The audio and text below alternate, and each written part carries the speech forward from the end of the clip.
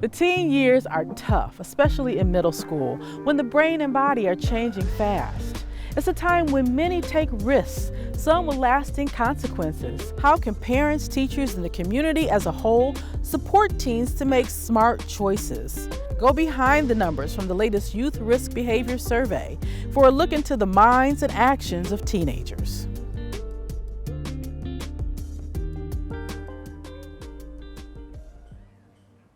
Hello, and welcome to this special IdeaStream Be Well program. I'm Marlene Harris-Taylor, health reporter here at IdeaStream. With physical changes and mounting social pressures, there's no question that the teen years are a challenge.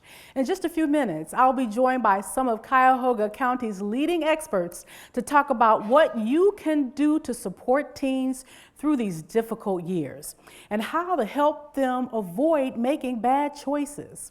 Let's start, though, by taking a look at the results of the Case Western Reserve University School of Medicine's most recent Youth Risk Behavior Survey. This survey was taken by thousands of local middle school students, and it gives us a glimpse into the minds and behaviors of Cuyahoga County teens. The survey results show some troubling trends for Cuyahoga County 7th and 8th graders, especially in the area of mental health. The 2018 data revealed that 28% of students experienced depressive symptoms one or more times in the past year. The Prevention Research Center for Healthy Neighborhoods has administered this survey to local middle school students every other year since 2010. Frank says one set of survey questions asked students about hurting themselves on purpose through actions such as cutting or burning. We noted an increase in students who self-harmed. Between 2010 and 2018, those who reported cutting or burning increased from 14% to 20%. And the number of students reporting feeling sad and hopeless also increased from 21% to 28%. Students who seriously considered suicide and then students who actually attempted suicide, those questions were asked in the survey. In both situations, the rate has remained fairly stable over the past 6 years or so. Some other good news from the survey, backed up by other national data, is that teens are drinking less alcohol. The number of middle school students who reported having at least one drink decreased from 33% to 21%.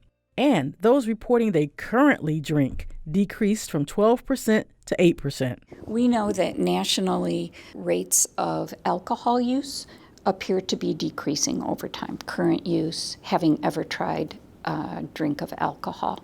That is definitely happening in Cuyahoga County. The same is happening with regard to sexual behavior. Fewer students nationally are engaging in sexual activity, and that is clearly documented in Cuyahoga County. The number of students who reported having sex decreased from 19% to 9%.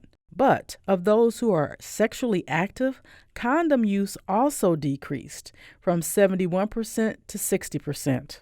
In terms of tobacco use, cigarette smoking is down, but vaping is on the rise. 10% of students reported using e-cigarettes or vapor products at least once in the past 30 days, which is twice as high as reported just 2 years ago. Frank is also concerned about the number of students using marijuana. More students report using marijuana than any tobacco product or other drug. And I think that that is an underappreciated risk behavior that our students are exposed to. The number of students who reported they currently use marijuana, however, is virtually unchanged. Frank says the survey data provided a snapshot in time in terms of adolescent behavior locally, spotlighting information that educators, parents, and policymakers can use to address the problem. Today, we're going to dig deeper into the implications of some of this information and talk about what could come next to help reverse some of these more troubling trends. So let's introduce our panel. Professor Erica Trappel is one of the researchers who administered the survey, and she's an associate director at the Prevention Research Center for Healthy Neighborhoods at Case Western Reserve University School of Medicine, our partner in putting this program together. Brittany Radcliffe is Outcomes Coordinator at the Boys and Girls Clubs of Northeast Ohio. And psychologist Lisa Ramirez is Director of Community and Behavioral Health for Metro Health. She's also an assistant professor in the Department of Psychiatry at the Case School of Medicine. Thanks to you all for being here today. Thank you. We appreciate it. Now let's get started because we got a lot to unpack. So Erica, let's start with talking about the survey. You've been doing this survey now for about 10 years, and you go back and forth between high schoolers some years and middle schoolers some years. And the survey results we're going to be talking about during this program are primarily 7th and 8th graders from 2018. So we heard about the troubling news about them feeling sad and depressed and thinking about hurting themselves. What's going on? That's a great question, Marlene. I was talking with Lisa just prior to this, us coming out and thinking about what is going on. And part of the answer is actually what we're doing today. What we try not to do is make assumptions. We could go back into our ivory tower and look at the literature and see what other things are telling us, but we think it's really important to bring this data here to our local community to find out what this means to others, what we think the issues are and what we think the shared solutions could be. So were you surprised to see these trends going up? You know, it's hard to be surprised sometimes with some of this information, but I think we recognize that this is happening and we feel that it's important to talk about and to raise awareness about. It doesn't help anyone if we keep this in our center and talk about it amongst ourselves, but certainly as we share it out, everyone we share this data with is taken aback and is shocked and is surprised and says, what can we do? What should we be doing? Okay, so let's talk to Lisa. Lisa, you work with kids in the Metro Health system. So do you see this in your work? The kids are more depressed, that they have more anxiety?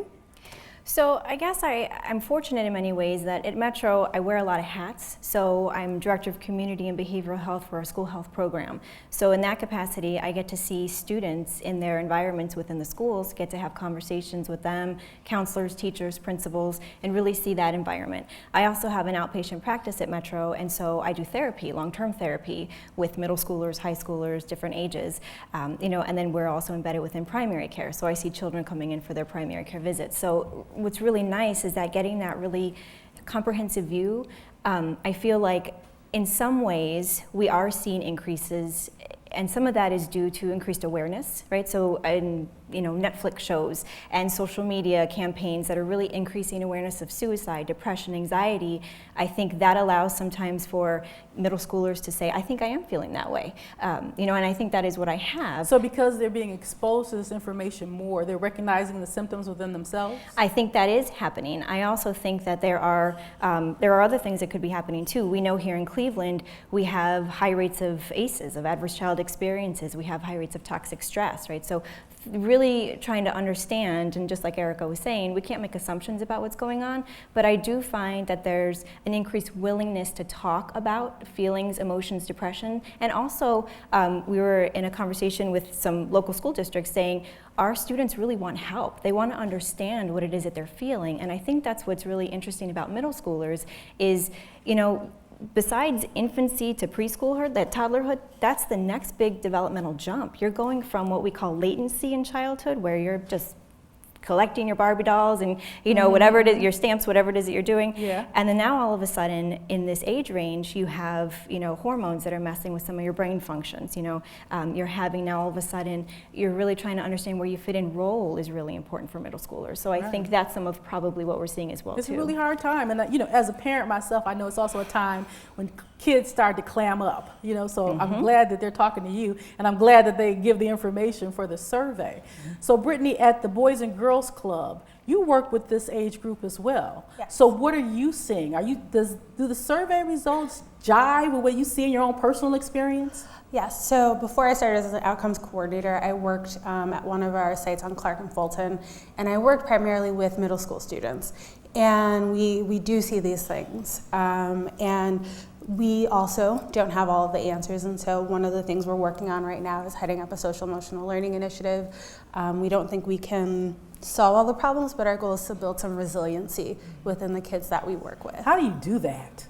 I think all the parents want to know that. How do we build resiliency in our kids? So there's a lot of research. There's a decent amount of evidence. For us, right now, we're working on things as simple as community building. How do we create a safe space for kids where they feel like they can manage themselves, or where they feel like they can have a proper reaction? If they do have a reaction that's out of the normal range, have we set up something, a place for them where they can talk out those issues, or where they can go and calm down, and then when they're ready, they can talk about it? So it's all about creating a community that understands and respects what kids are experiencing day to day. You know, Lisa, we're talking about, building up that resilience in kids. And I know when kids, you started talking about this a little bit before, but what's going on in the development of the brain of kids in that age group? I mean, we know from the outside looking in that there's a lot going on, but give us a peek inside their brains. Well, a very brief peek, right? Because we could have a whole hour just on this. But Yes. at this age, what we're seeing is, again, emerging out of, going into my classroom, following rules, my teacher is my idol, to now all of a sudden, my peers are really, really important. And so my parents' opinions sometimes and my teachers' opinions become less important, because now all of a sudden, I'm really trying to find out where I fit in.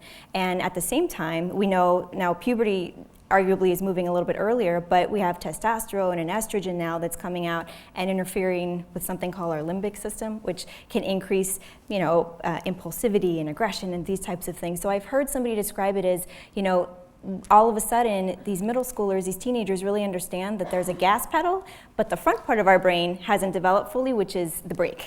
So I think sometimes we see some choices that we interpret as impulsive, but they have really long-term consequences in these teens' brains, right? So maybe they send a text that they regret because they're trying to fit in, right? Which, and so I think what we really need to be able to do, whether it's in the school, at home, in the communities, is be a consistent and steady presence to say many times things can get better. Let's talk about what's going on, because hopelessness is a really nasty thing. When you lose hope, that's when you stop trying, right? So that's what we really need to combat, is the sense of hopelessness. So if we have, for a teenager, who's coming in and saying, I made this really terrible decision, or I did this thing, for an adult to be able to say, in 5 months, that's not gonna matter. In 5 years, or it's gonna be okay. I did something just like that. But at this Having age, somebody around that Yes. trusted adult. Right. That's really key, isn't it, Erica, for them to have that trusted adult? Can you talk about that? Absolutely. So Jean and I have talked about renaming this survey because it really seems to focus on risk in the title, youth risk behavior. But we heard our community say, we want to know about assets. We want to know about the protective factors in our kids. So we've been consistently asking a brief assets scale. So asking about how often kids do talk to their parents. Do they have another trusted adult that they can talk to about things happening in their lives? Do they feel valued in their community and in their school? And we're seeing a very strong association with these factors as far as being protective and being associated with So to protect them from the risks. From the risks. Those kids who have more of those assets are less likely to engage in some of those riskier behaviors and more likely to engage in some of those healthier behaviors that we'd like to see them do. What do you think about that, Brittany? Do you hear the kids saying that they have a trusted adult in their life? So we actually administer our own survey as well, the National Youth Outcomes Initiative. And part of what we measure are healthy adult connections. Okay. And those kids who report having higher healthy adult connections, and also who report having adults around them who have high expectations of them, those are kids who we see engage a lot less in those risky behaviors, because we also measure cigarette use, marijuana use, alcohol use. And so those kids who have those connections, that helps build that resiliency. Okay. So Erica, this was the first year that you decided to ask the middle schoolers about their sexual orientation. Yes. Why did you decide to add that to the survey? Yes. This is something that we've been discussing with our advisory board for a while now. And we felt that we felt that the schools were ready for us to ask that question. We're very thoughtful about the items that we ask, because we recognize that when we're talking about middle schoolers, these are 7th and 8th graders, 12 and 13-year-olds, And some folks feel like maybe that's too soon, but I think we've really set the stage for why it's important to ask these questions early on. So about 1 out of 12 kids in the middle school space are self-identifying as gay, lesbian, or bisexual, which we didn't know before. And now we do. As I think is kind of expected, we're seeing that these kids have twice the rate of the poor mental health outcomes that we measure in our data compared to kids who identify as heterosexual. And so I think this is not necessarily surprising, and it points to the need to continue with programming to support those kids, particularly in a difficult time of adolescence anyway, but struggling with something that may be outside of the norm. So they're struggling even more than just the kids as a whole. They're struggling even more with some of these mental health issues about feeling sad and depressed. That's what the data would tell us, yeah. Okay. Yes. Well, you know, we have someone here in the audience who can add to this perspective for us, to this important topic. Gulnar Fiasta is Director of Programs at the LGBT Community Center of Greater Cleveland. Now, Gulnar, I understand that you see younger and younger kids coming into the center these days. You know, given what we just learned about what they're saying in this survey, what is it that you're hearing from the kids who identify as lesbian, gay, and bisexual? What advice do you have for the folks who work with these kids? So, frankly, it's not surprising because we've been working with this population for many, many years. We have protective factors programming that we offer through our QU program, which is the Queer Youth Initiative. We also offer art therapy at the center, and we have intergenerational drop-in programs between for youth that are on the transgender, non-binary spectrum. Because we see that often youth are feeling unaccepted, unaffirmed, and so they try to create families of choice to find that acceptance, to find that warmth, to find safety. And so what we do at the center is offer that safe and affirming environment where they can be themselves and feel accepted in themselves and have the opportunity to explore, like the ladies were saying, where they fit in, what their role is in this world, but also where they fit in among their peers, and also have conversation with their peers who are like them and identify with them. So that's really, really important for them. And if you're asking about what they can, how people can support. Yeah, how can people help and support kids it begins who are identifying this way? It begins with acceptance. It begins with role modeling. So when you are in the classroom as a teacher, or if you're an administrator, if a child says that I identify as he, but their gender assigned at birth is female, then being accepting of that and saying, okay, I will use the pronouns that you choose. I will use your preferred name. Because if the teacher is not using the pronouns, the preferred pronouns and the preferred name, how do you expect the kids around them to do the same? That's like one of the first basic interventions that you can have. Other things that you could do is to support and advocate for sensitivity training in the classroom. The center would love to partner with schools and educators to have safe zone training and work with educators and teachers around how to create safety and a safe space in classrooms, in schools. We also offer training for the community at the center. Looking up resources that are free, like GLSEN or PFLAG, which is a support group for parents and friends and allies of trans, lesbian, gay, bisexual individuals. GLSEN works with educators in the community, supporting a gay-straight alliance in your school. Just basic things like that can really help create a safe and affirming environment, but also give the youth a sense that they matter and they're being heard and they're being listened to. So okay. Those are and Gulnar, just one more question. What's the big no-no? What are you hearing from the kids that people should not do? Do not use their dead name. Their dead name being the name that they have chosen to let go and use their preferred name. Do not misgender them. And do not use the wrong pronouns. And the best practice is to just ask, what are your preferred pronouns?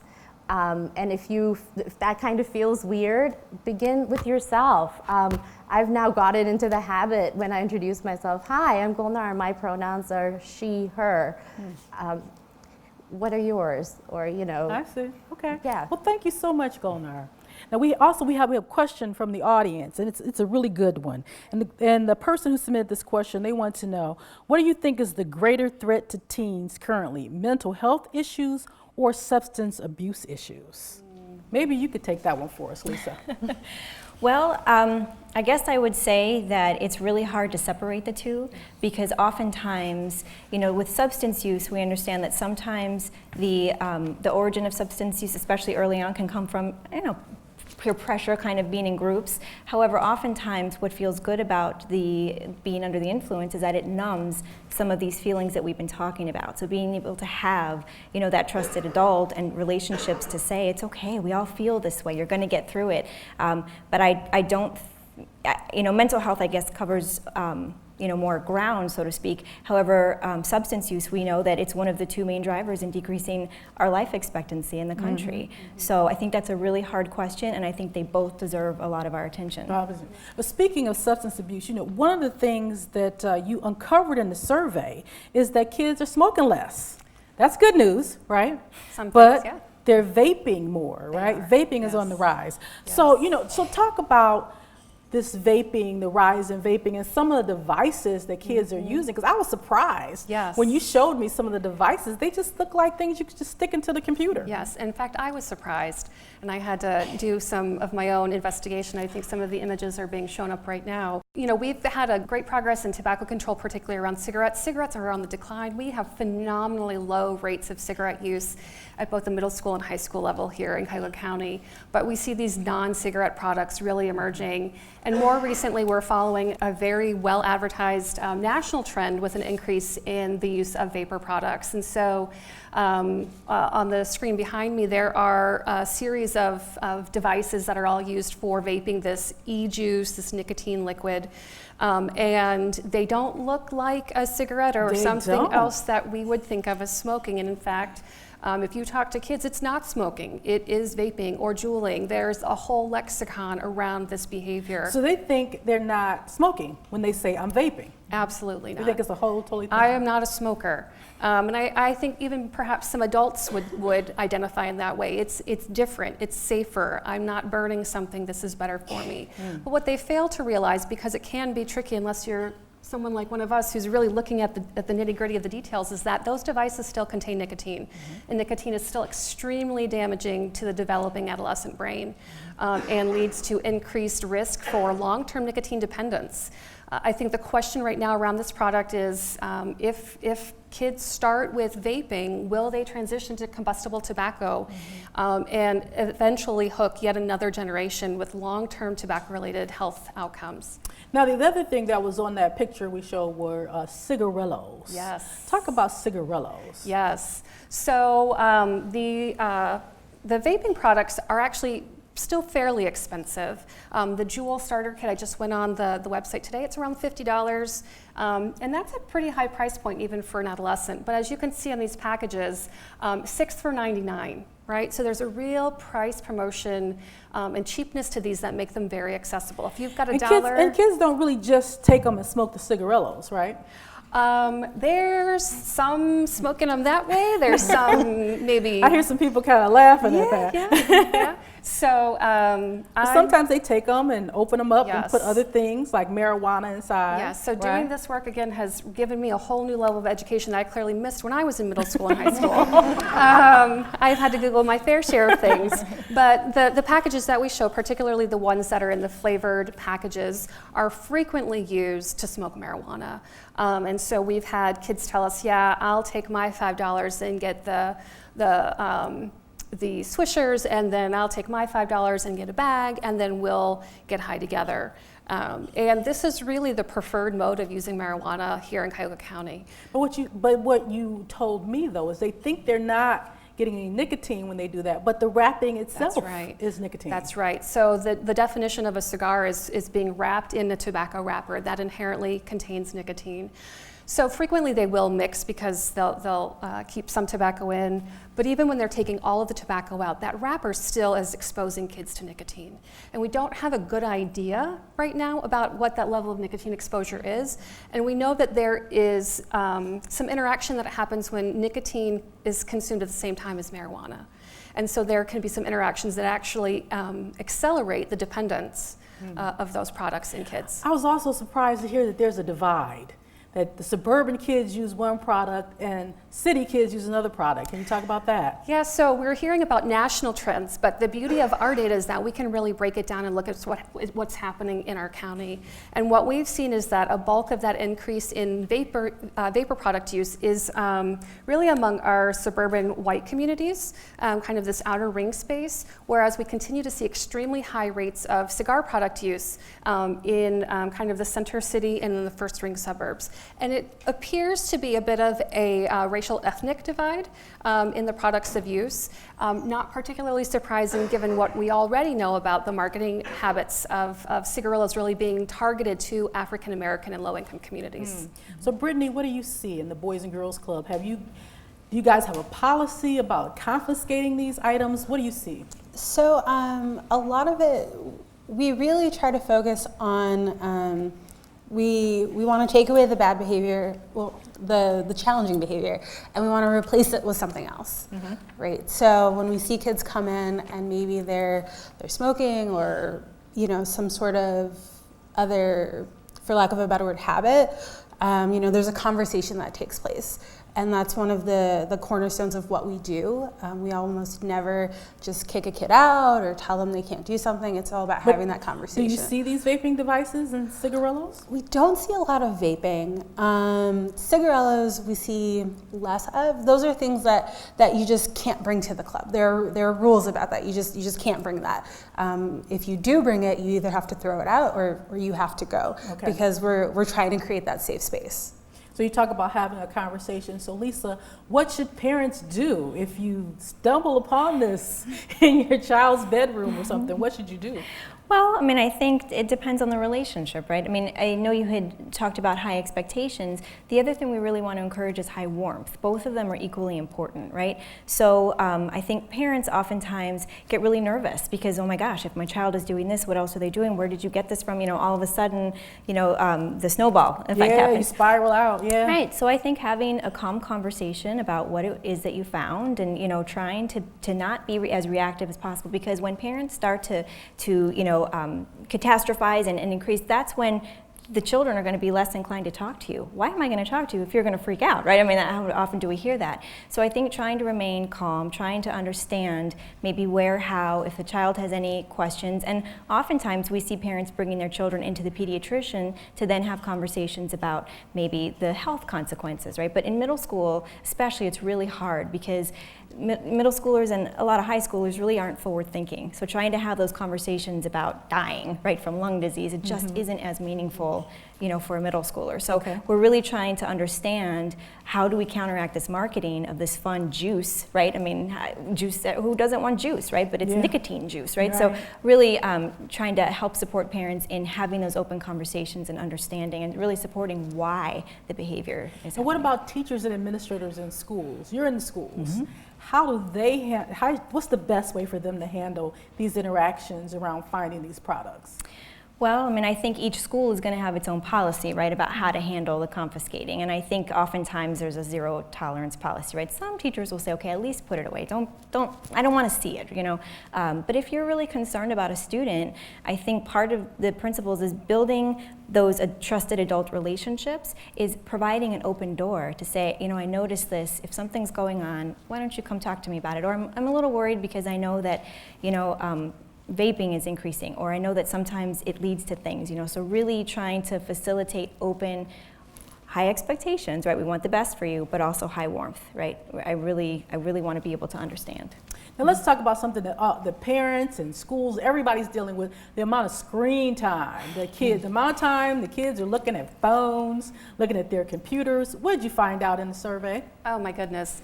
Well, first I have to say, we follow the model from the Centers for Disease Control and Prevention, and one of the things that we really struggle with is we have to keep up with the times. We used to ask, how often are you watching, screen time with TV and DVD, or how often are you watching your computer, right? Well, now they've got all sorts of sizes and shapes of devices, and so kids this age are very literal. Well, you only asked about DVD, you didn't ask about my phone, you only asked about this, you didn't ask about that. So I'm not going to tell you I'm watching, because I don't have a DVD. So we've been trying to make sure that we're staying up with the times and how kids are doing that, but we definitely see substantial use of screen in lots of different ways. And I don't think anyone here would be surprised by that, right?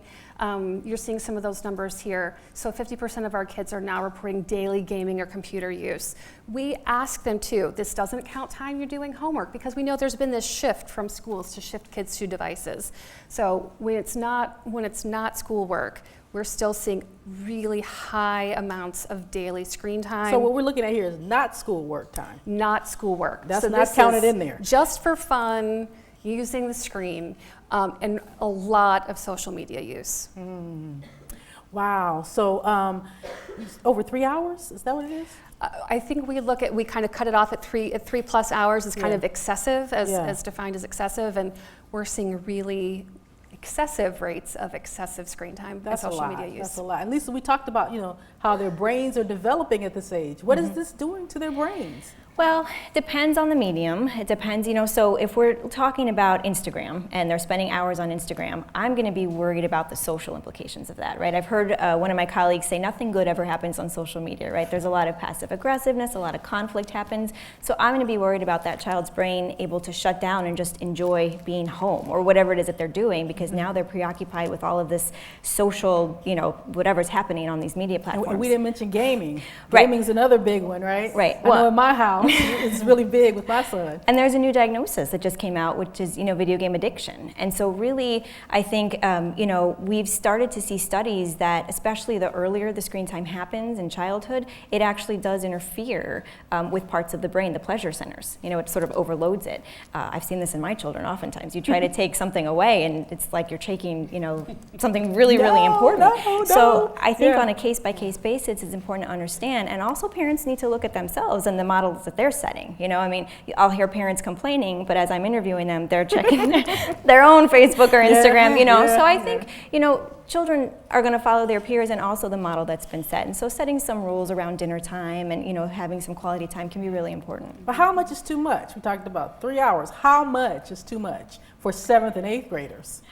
Again, it depends on the platform, but if you're talking about a child that's in school all day, they come home and they hopefully have, or they're going to have some homework, maybe some time. I mean, if you're spending more than an hour and a half, then it's probably getting to be pretty excessive, especially on a weekday. An hour and a half for a middle schooler. What about, should they, like with other things, as they get older, when they get to high school, a little more time is okay? Or? It depends what they're doing. Again, it's going to be a case-by-case basis. If they're sitting in front of the video game and they're interacting with peers and they're having, Fortnite, those types of things, sometimes they can have conversations, build relationships. I don't know, maybe we could talk about that. But then what's happening in the game, and what are they being flooded with? And that's in place of being outside. That's in place of having live conversations. And that's almost more important, is what is it taking away from? And so that's what we really need to be focused on, is if we're going to try and take the screens away, we have to be putting something in front of them. It's going to be reinforcing, And the Boys and Girls Club is trying to do just that. So what are you doing to offer alternatives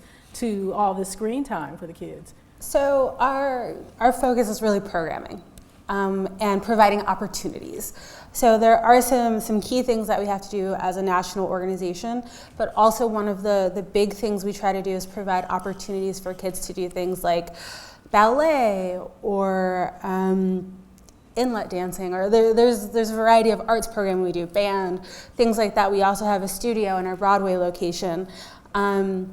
So we try to give them opportunities to participate in something other than screen time. I know that at some clubs, screens are just banned. You cannot bring them in, you cannot use them. Can't bring phones in. If you have your phone, it's in your pockets. Okay. And use it only to call home if you're walking home or if someone's coming to get you, but it is not a time to scroll. Again, it's about replacing that with something else, and that's why one of our key things is just programming. You're not going to walk into a Boys and Girls Club and just see kids just sitting.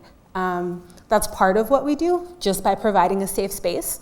But a big part of what we do is providing programming and opportunities so that kids are engaging in something other than what they're seeing on their phone. Okay. So we have a couple people in the audience are wondering what role does social media play in some of these factors we talked about around mental health. We hear that often. I don't know if there's good data to back that up, though. Is there good data out there, Lisa, that there's a connection between social media use and mental health problems and issues? There's emerging data, and I think a lot of it is correlational. So there's a difference between understanding that things happen at the same time and understanding that something causes something else. So I think we've been very careful about saying that social media causes these things, but what I know as a professional is, if I have a middle schooler who has an Instagram account and she posts a picture of herself, and then a lot of peers are commenting on her appearance or on something else that's going on, that certainly is going to really increase her sadness, her feeling of not setting it. And the thing is, there's no, especially if children are falling asleep or have their phones with them, there's no shutting off. They're checking those Instagram But should the parents allow that? Well, oftentimes I will say no. I really believe firmly that technology does not belong in the bedroom. And oftentimes I will tell parents even of high schoolers, at bedtime, really put everybody's phones, yours included, into a common area. If you have to lock it, right? And because they really want that technology. It's like an addiction, right? But that way their brains can shut off. Because I don't know about the adults in the audience, but there are times where if I have a big deadline, sometimes I'm waking up in the middle of the night to check my email, see if something came through, and children are doing that, but in ways that are really impacting their ability to function. So it's impacting their sleep. Yes, absolutely. You found that in the data, that it's impacting their sleep? What did you find out, Erica? We talked about this earlier. It's a cross-sectional survey, and the same thing. We're looking at associations. We're not able to say that things are causing, but we certainly see associations with screen time and some of these mental health outcomes and decreases in adequate sleep in these kids, and it's because they're taking it into the bedroom, most likely, and it's displacing that sleep time with screen time. We definitely see that in our data. What about physical? Oh, I'm sorry, I interrupted you. Go right ahead. And kids will tell you, or at least they tell us. They'll say, well, I didn't get a lot of sleep because I was on Instagram or I was playing Fortnite. We take kids to camp every year. Last year I went with some kids. They could not fall asleep without their phones. And so we tried that. We said, okay, we're going to take all the phones, we're going to put them away. And a lot of kids had a lot of trouble falling asleep because they're used to doing it with their phones in their hands or some noise or something like that. So Erica, you found that less than half of the kids are getting the recommended amount of sleep? Is that right? Oh gosh.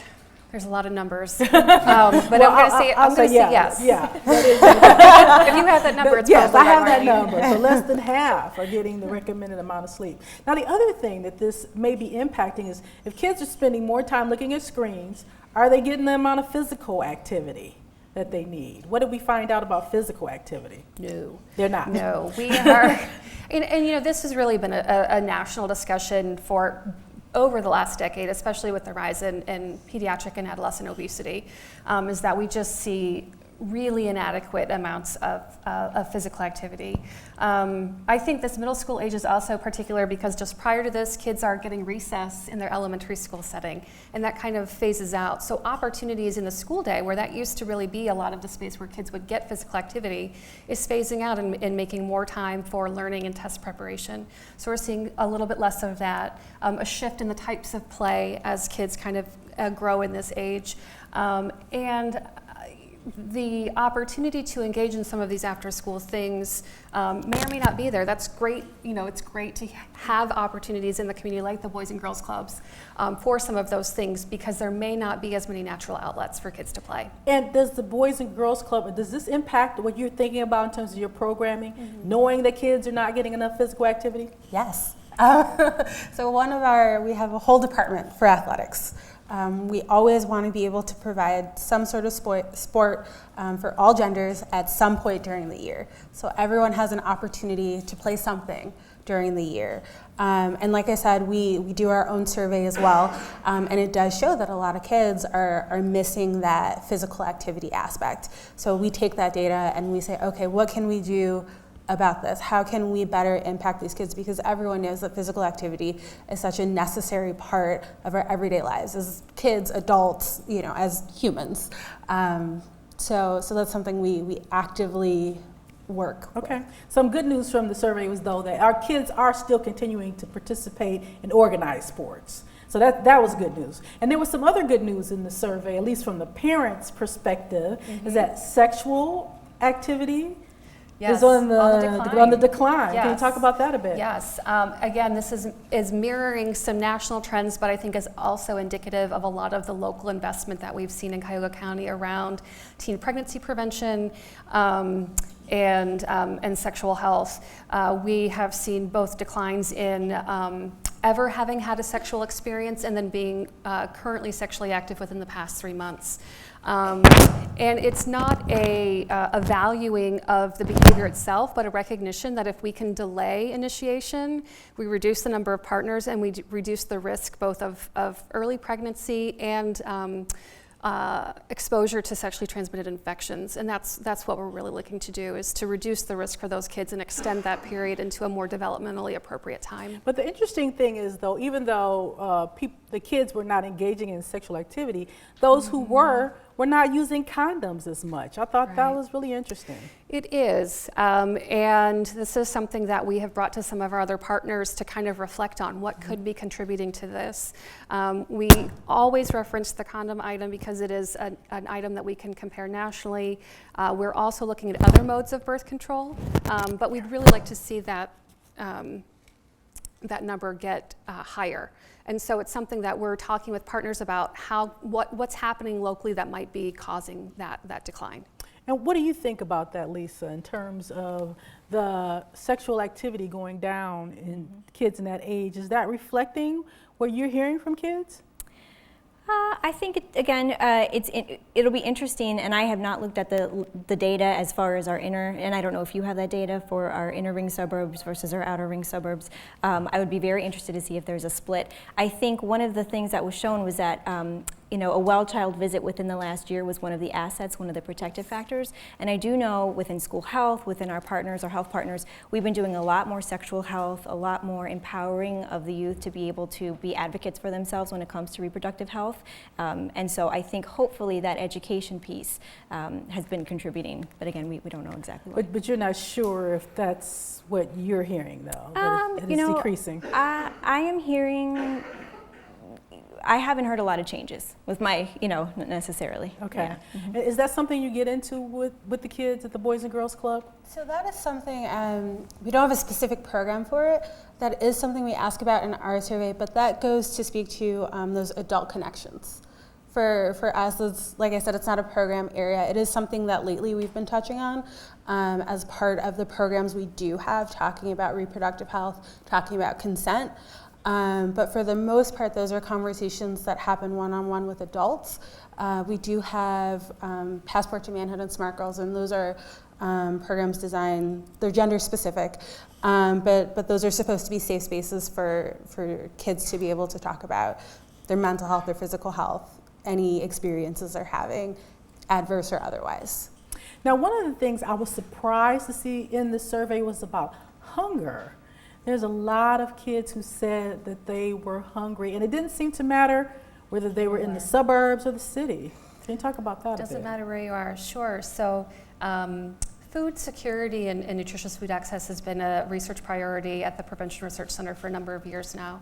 And we've worked very closely with a number of partners in this space, and we realized that we had a wonderful opportunity, a bit of a missed opportunity until recently, to really assess that in our kids that we're working with. And we know with how we've seen changes in the economy and the recession, that it doesn't just hit in one space, it has really hit across the county. And these are issues that do spread across. So this is the idea that kids may have gone hungry or may not have had enough food or missed some meals. And we're seeing, I want to say around 16% of kids reporting some level of food insecurity in the recent past, which is much higher than I think what we were expecting. Now, we've just talked about a lot of issues, but I know a lot of people in the audience have sent questions asking for solutions and strategies. So let's start talking about that a little bit right now. And Beth Zeitlo de Jesus with the Alcohol, Drug, and Mental Health Services Board of Cuyahoga County, most people know it as the Adams Board, is with us in the audience. And Beth, as I said, we've talked about a lot of these issues, and I know that the Adams Board has some programs to help. So people are hungry to hear about what they can do to help. Well, I'm happy to share that information, Marlene. Thank you so much. I'm also very grateful to be partners with the Prevention Research Center at Case Western. They are a wonderful partner to us. We share their data with all of our providers. So the Adams Board funds, plans, and monitors public mental health and addiction treatment services for Cuyahoga County residents. And for our providers, we don't give direct service, but we share that information with our providers who do. So they're well informed and create their programs to directly impact the numbers that they see in the Youth Risk Behavior Survey. We have other safety nets and services. We have early childhood mental health programs in schools. So we fund providers who can identify risk, do an assessment, and connect people with resources right through the schools. We have a confidential online mental health screening program that anyone can use, but there is adolescent depressive screenings on there. That's really important because sometimes people don't want to talk about it because of stigma.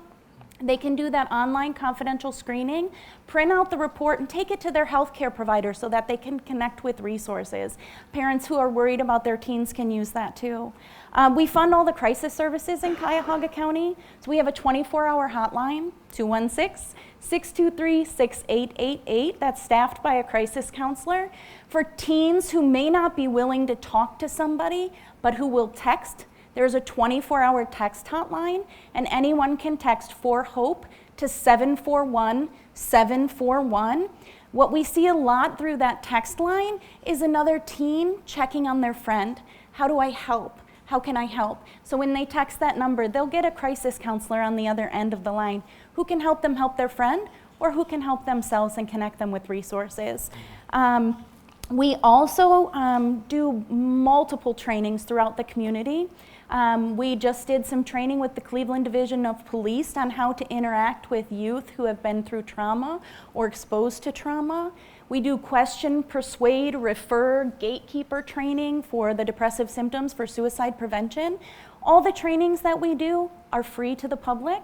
We also do education presentations on mental illness, on substance use disorder, on social and emotional learning, coping skills, and other protective factors. Those are also all free. You just need to contact the Adams Board to schedule those. We are currently working with the Department of Health, Cuyahoga County Department of Health, on an ACEs grant. We talked about that a little bit here, adverse childhood experiences, and working on promoting the protective factors, particularly that one caring adult can make a huge difference in the life of a child. And that adult can be anyone, a friend, a neighbor, it can really be a grandparent, it really could be a teacher, anybody, but they can make a huge difference in turning around that person's life. We'd also invite anyone to join any one of our coalitions. We had the Suicide Prevention Coalition. We work on policy, advocacy, trainings for youth, for adults, for any at-risk population. So the Adams Board has many programs. So many safety nets involved. Yes, we left our provider guides out there, but I mean, I could go on for hours. Sorry, let's see. What else do I have in my notes? That's wonderful. That's what people want to know. They want to know the resources. So yes. The Adams Board is a great resource for parents here in our community. Absolutely. Thank you so much, Beth, for sharing that information. And somebody in the audience wanted to know, how do they use out of school time to build that resilience we were talking about before. Lisa, maybe you could speak to that, and Brittany too. I know you got a lot of programs that are helping. How do parents use this time when kids have this concentrated time in the summer to help build that resilience? Well, just like Beth mentioned, the number one protective factor, the number one asset is a meaningful relationship with any adult. The more meaningful relationships you can make with adults and with peers, hopefully pro-socially, right? So peers that are engaged in activities like team sports and things that we would like to see the teen doing, as much as we can do. We know that supervision is important, and oftentimes I think middle school is that point where sometimes they're seen as sort of mini adults getting into adulthood, but there's a lot of support that middle schoolers need, and I think sometimes parents overestimate just how independent or underestimate the needs that they have in socializing and in being able to process those things. So I think trying to sign them up for, we know organized sports are great, they build teamwork, they build connections, camps, trying to engage with friends, spending quality time with your child to allow for spontaneous conversation so that you're not just grilling them about what happened. So the main thing is spend time with them. Spend time. With your kids. What about at the Boys and Girls Club? What do you think are some things that people could take advantage of there to help build that resiliency here in the summertime? So I really think just allowing your kids to go and be kids. Allow them to go in and be themselves and not necessarily have to take care of their siblings, right? That's an issue you see with kids who are a little bit older. Oh, that's interesting. Don't make them be babysitters all the time. So that's one of the best parts about the Boys and Girls Clubs for middle schoolers and for high schoolers. They come to the club and they don't have to be an adult that day. They don't have to make sure that someone's getting to school, someone's brushing their teeth. They don't have to do that. And they don't have to watch them because there are adults that they trust already watching over them, and they can go and they can be with their friends. So I think that's one of the best things we can provide is helping them have a little bit more of that childhood. So what do you say to your program leaders about how to constructively manage some of these issues that middle schoolers are dealing with? I think what we work to do is teach our staff how to be conversation havers, for lack of better phrasing. We want them to be able to, even if they can't finish the conversation, to be able to start the conversation with whatever club member, with whatever issue they're having, and then also be able to point that club member to a resource. And if, maybe that club member can't take advantage of that resource on their own, connecting them, taking them if they need to, finding a person to come to the club and speak to them, making sure that we have, an avenue to replace whatever behaviors aren't working for us, but also so that they have, as we've talked about, those trusted adult connections, and we can sort of try to help solve those issues as they come about. So Erica, one great thing is you found out in this survey that, kids really are doing some things right? Yeah. So how can people find out more, and what do you want people to do with this information? How can they dig into it deeper, especially for the geographical data? Yeah, so one of the things that we've been really committed to is saying that this data is no good if it sits at the Prevention Research Center and never gets outside of our walls. So we have tried to think about formats that make this data really easily consumable for anyone in the audience. So hopefully, as you all were coming in, you may have seen we have some of our data briefs and infographics. So we've really thought about how to make it easier to understand so that it can be usable. We have partnered with groups like the Adams Board, as Beth mentioned, to make sure that we're getting this data into the hands of practitioners who can utilize the data. All of our data is freely available on our website, and hopefully we'll find a way to share that so that anyone watching this or in the audience can go and take that, because it's only as valuable as it is to be used. So we think that there is something here for providers in a very broad sense, as well as parents, to really kind of maybe either demystify the everybody's doing it kind of approach, because everybody's not. And that's one of the good things. Everybody's not. A lot of kids aren't doing many of these things that we think of are risky. Many kids are just not engaging in any of these things. That's great. That's the good news. That is the great news. And that's some positive news. It is. So we're just about out of time. So Lisa, can you kind of round up your advice to parents? Just some brief advice. We've talked about a lot. I know. I mean, I think that it's also important. We've talked a lot about middle schoolers. I think understanding that these middle schoolers become teenagers who then become adults. So I think we as parents and caregivers, right, because if we have that relationship with a child, making sure we're also taking care of ourselves so that we can have those strong relationships. I think that the quality time is really important, really helping. We've talked about some sort of, some of the bad things, like some of the negative outcomes, but really overall the data show that our children are doing really well, and I think also validating and really being able to tell your middle schooler you're doing a good job. Sometimes we stumble and we just have to be able to get back up, and so I think that reassurance, that relationship, doing self-care so that we can be that stable, consistent presence for our middle schooler. That's probably, I have a lot of other advice, but I'll leave that here for today. That's some great advice. And Brittany, you're in the community, so what can people, the community as a whole do to help with many of these issues that we've talked about? I think, I can't say this enough, but being a positive adult connection, or one of the greatest things you can do is say, I don't have the answer to that right now, but you know what? I can find out. I can find out where we can get resources for you or who to talk to. We'll figure this out together. So just banding together with kids and making sure that we're not shaming them, so that they feel comfortable to come to us, and we'll work together to find a solution. Okay, and Erica, a quick final thought about the survey. Yes. So one of the things that I really like to highlight is that even though we're asking this survey of kids in schools, all of the reactions that we might have don't have to be focused on schools. And that's why I'm so glad that Brittany's here, because what we can do is to enhance and support kids may really be focusing on that out of school time where we're creating more opportunities for them to identify those meaningful adult relationships. Okay. Well, before we wrap up, I want to thank our panelists, Erica Trappel of Case Western Reserve University, Brittany Radcliffe from the Boys and Girls Club of Northeast Ohio, and Lisa Ramirez with Metro Health. I'd also like to thank Golnar Farista with the LGBT Community Center and Beth Zietlow de Jesus with the Adams Board. It's been a pleasure having you all here. And I'd also like to thank our audience for being here and for your participation. Now, this program is a partnership between IdeaStream and the Prevention Research Center for Healthy Neighborhoods at Case Western Reserve School of Medicine. To learn more about the issues we discussed and how you can use the Youth Risk Behavior Survey, please visit our website at ideastream.org/teens. I'm Marlene Harris Taylor. Thanks so much for joining us.